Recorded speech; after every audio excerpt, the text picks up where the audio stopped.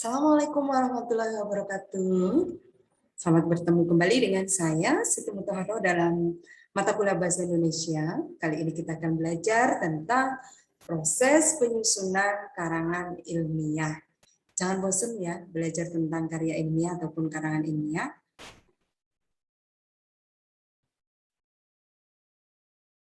Nah, sebelum kita belajar tentang menyusun karangan ilmiah, nah kita perlu tahu apa itu karangan ilmiah. Jadi dalam salah satu definisinya, di sini karya ilmiah atau karangan ilmiah adalah karangan ilmu pengetahuan yang menyajikan fakta dan ditulis menurut metodologi penulisan yang baik dan benar. Jadi tidak ngarang sendiri. Atau suatu karangan atau tulisan yang diperoleh sesuai dengan sifat keilmuannya dan didasari oleh hasil pengamatan, peninjauan, penelitian dalam bidang tertentu, disusun menurut metode tertentu dengan sistematika penulisan yang bersantun, bahasa dan isinya dapat dipertanggungjawabkan kebenarannya ataupun keilmuannya. Jadi ini adalah jenis-jenis karangan ilmiah, sudah kita bahas pada pertemuan sebelumnya, skripsi, tesis, disertasi, artikel ilmiah, jurnal ilmiah, laporan ilmiah, proposal, dan lain sebagainya. Nah, apa sih manfaat dari menyusun karya ilmiah ini? Yang pertama adalah penulis dapat melatih mengembangkan keterampilan membaca yang efektif, karena sebelum menulis karya ilmiah, pasti membaca dahulu kepustakaan yang ada relevansinya dengan topik yang akan dibahas. Jadi yang kedua, penulis dapat berlatih atau terlatih menggabungkan hasil bacaan dari berbagai sumber ya, mengambil sarinya dan mengembangkan ke tingkat pemikiran yang lebih matang. Jadi akan lebih terlatih. Jadi yang namanya menulis karya ilmiah ini adalah sebuah keterampilan ya. Kemudian penulis dapat meningkatkan keterampilan dalam mengorganisasi dan menyajikan data dan fakta secara jelas dan sistematis. Kemudian juga dapat memperoleh kepuasan secara intelektual. Jadi puas kalau hasil tulisan kita bagus, kemudian mampu dibaca atau disitasi oleh banyak orang. Nah, apa saja persiapannya dalam menulis karya ilmiah? Yang pertama, kita mau menentukan jenis karya ilmiah yang akan tulis. Kita mau nulis apa dulu nih? Artikel, proposal tertentu, proposal penelitian, atau jenis yang lain. Kemudian mengidentifikasi permasalahan dan judul karya ilmiah yang akan ditulis. Kalau kita sudah menentukan jenisnya, apa permasalahan atau kita mau mengangkat judul tentang apa, itu penting sekali. Nah, kalau sudah tahu kita mau menulis tentang misalnya ya ketidaknyamanan pada ibu hamil, fokusnya ke trimester pertama atau di usia kehamilan muda, baru kita kumpulkan bahan-bahan pustakannya. Nah, kemudian yang berikutnya adalah kita pahami rambu isi dan komponen karya tulis ilmiah yang akan ditulis. Yang akan kita tulis itu apa saja? Nah, selanjutnya adalah memahami berbagai aturan jenis karya ilmiah yang akan ditulis. Karakteristik karangan ilmiah itu harus objektif. Jadi bukan subjektif, karena setiap pernyataan yang ada di dalamnya, baik itu kata, frase, kalimat, ataupun paragraf itu dapat diukur. Jadi penulis itu harus menggunakan kata-kata denotasi, bukan konotasi. Ya. Jadi yang sebenarnya, bukan arti yang tidak sebenarnya gitu. Kemudian yang berikutnya, logis. Jadi menggunakan penalaran yang sistematis dan di topik, permasalahan, tujuan, analisis, ataupun pembahasannya sampai dengan kesimpulan dan sarannya itu harus disampaikan secara logis atau rasional. Kemudian empirik, yaitu dengan menggunakan data yang diperoleh melalui pengalaman, pengamatan, atau penelitian. Jadi misalnya kita mau menuliskan seperti ini. Ibu hamil yang mengalami ketidaknyamanan di trimester pertama itu banyak. Nggak boleh. Jadi kita harus menuliskan datanya. Berapa prosentasenya? Di mana? Kapan? Itu harus jelas. Contohnya begini. Berdasarkan hasil penelitian, misalnya Mutaharo tahun 2021, ibu hamil di Kabupaten Kebumen yang mengalami ketidaknyamanan selama trimester 1 berjumlah 500 orang, misalnya, atau 21 orang. Itu jelas. Angkanya, tahunnya, di mana, itu jelas. Kemudian perencanaan karangan. Jadi sebelum kita menulis, kemudian pada saat menulis, kemudian editing, ya setelah kita tulis kita lakukan editing, penyuntingan naskah, materi, bahasa. Kemudian naskah yang sudah sempurna, ya penulisan naskah yang benar setelah kita lakukan editing, kemudian kita lakukan presentasi hasil. Itu kalau sampai presentasi. Kalau tidak ya cukup sampai penulisan naskah yang benar.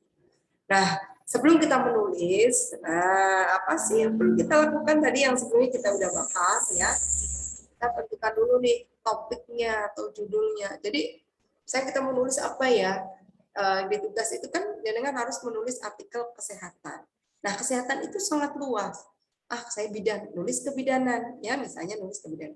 Kebidanan itu juga sangat luas. Apa yang mau kamu tulis? Tentang kehamilan. Kehamilan itu juga luas. Apa yang mau kita tulis? Masalahnya apa? Misalnya kamu di tempatmu itu permasalahannya adalah banyak ibu hamil yang misalnya ya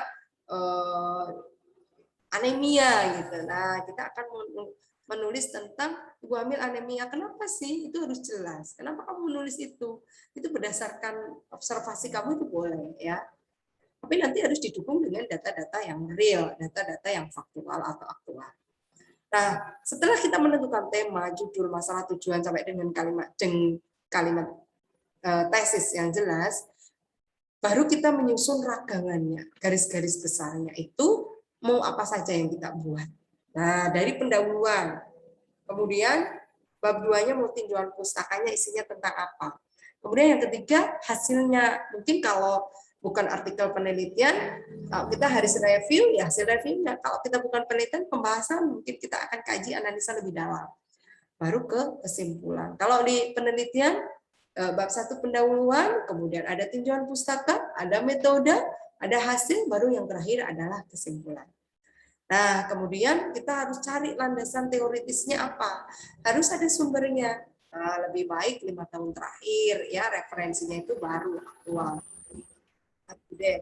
Nah, kemudian menetapkan sumber data. Boleh data primer atau data sekunder. Data primer itu dari pengamatan atau penelitian kita sendiri.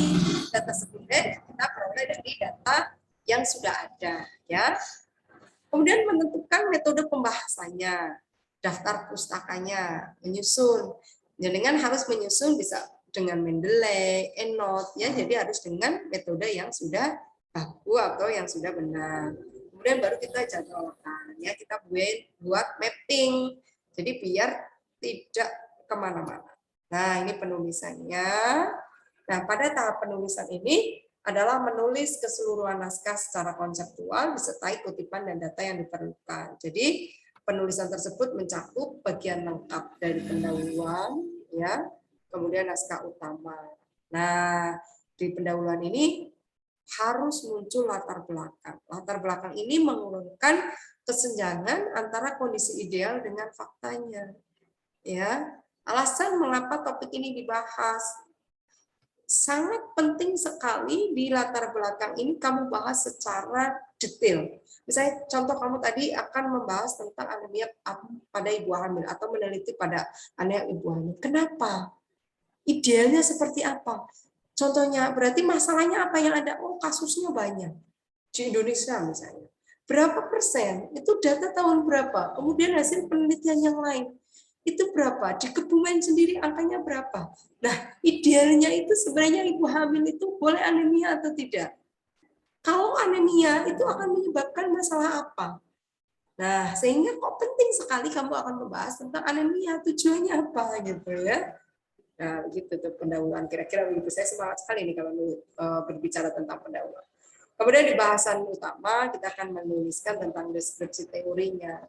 Nah, kemudian biasanya di metode penelitian itu di bab 3 hasil ini, data yang sudah diolesi, hasil di bab 4, hasil dan pembahasan serta analisa data. Kemudian yang kelima itu biasanya kesimpulan ya.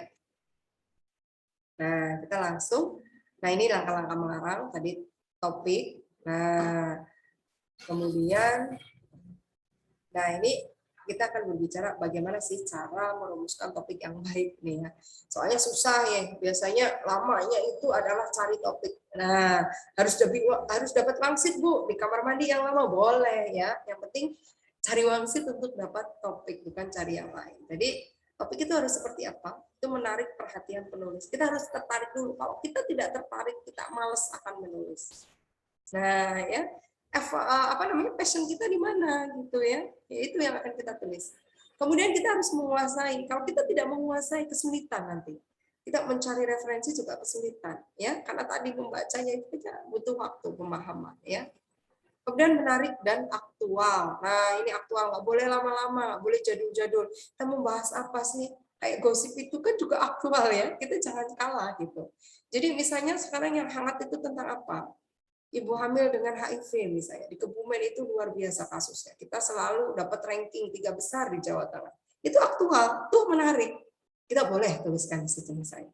Kemudian ruang lingkupnya terbatas, jangan terlalu lebar. Tadi kata saya, kesehatan. Kesehatan kita mau fokus kemana? Oh, kebidanan. Kebidanan fokusnya kemana? Karena ada kehamilan, persalinan, nifas, BBL, KB, kespro, lansia. Oh ya, kita ke kehamilan. Kalau saya memang senangnya kehamilan karena dari dulu memang passionnya di situ gitu ya. Makanya banyaknya anaknya ya. Oke. Nah, setelah penentuan topik selanjutnya adalah meneruskan tema. Nah, di kejelasan temanya. Ini contoh ya, pengembangan pariwisata daerah dan seterusnya. Ini harus jelas ya. Kesatuan. Tema yang baik adalah tema yang memiliki satu gagasan sentral. Jadi jelas ya temanya. Dengan pengembangan pariwisata daerah, maka kesejahteraan masyarakat daerah akan meningkat dan pendapatan devisa negara akan bertambah. Ini salah satu contoh di luar bidang kita ya. Nah, harus orisinil. Ibu, tapi kan nggak mungkin orisinil, udah banyak. Nah, untuk menciptakan kebaruan tidak selalu berarti masalah pokok atau topik yang dibahas itu baru. Tetapi kita bisa melihat dengan sudut pandang yang berbeda. Kemudian setelah dapat topik, tema, baru kita bisa menentukan judulnya. Judul berfungsi sebagai slogan promosi. Jadi, ini harus relevan, ada hubungannya dengan isi karangan, kemudian provokatif, dapat menimbulkan hasrat ingin tahu, jadi harus menarik ya. Singkat, mudah dipahami. Kalau ini saya tuliskan tidak melebihi 9 kata. Tetapi kita juga boleh melihat berbagai pedoman karena setiap instansi itu kadang-kadang membuat aturan yang berbeda. Ada yang tidak boleh melebihi 12 kata, 14 kata itu ada ya. Nah, model perumusan judul karangan, nah model untuk judul kalangan populer, ini contohnya seperti ini.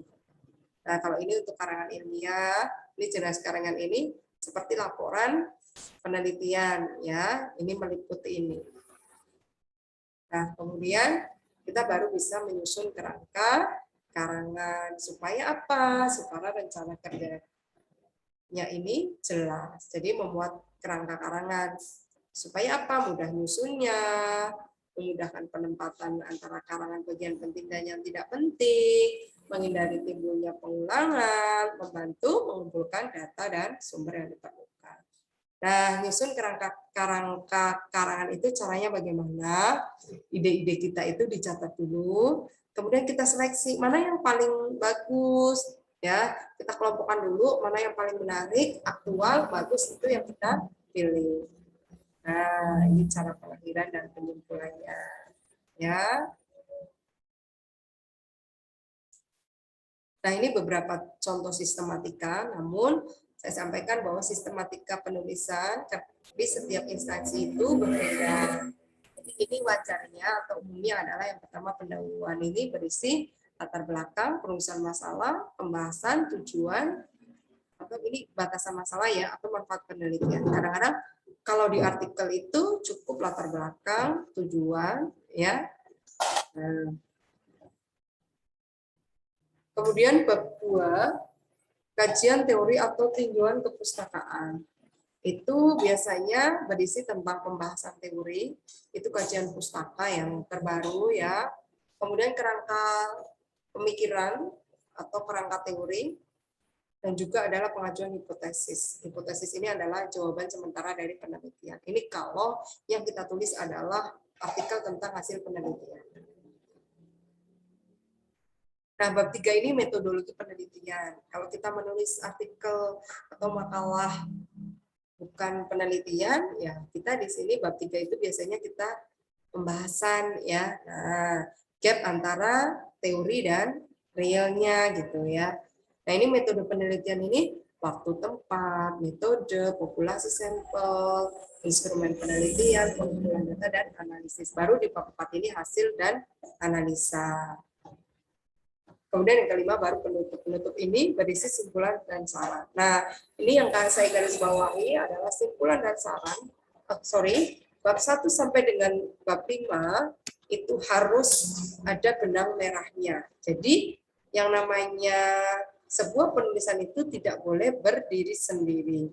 Jadi nyambung, contohnya kesimpulan itu menjawab tujuannya, saran mungkin bisa dikaitkan dengan manfaat dan lain sebagainya atau keterbatasan dari penelitian atau artikel kita. Nah, demikian tadi adalah cara bagaimana menyusun karangan ilmiah. Jadi pesan saya memang di awal itu agak berat, namun insya Allah kita dengan niatkan yang positif bisa mencoba, karena ini suatu keterampilan, jadi harus sering berlatih.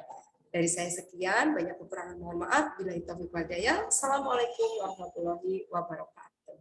Selamat mencoba.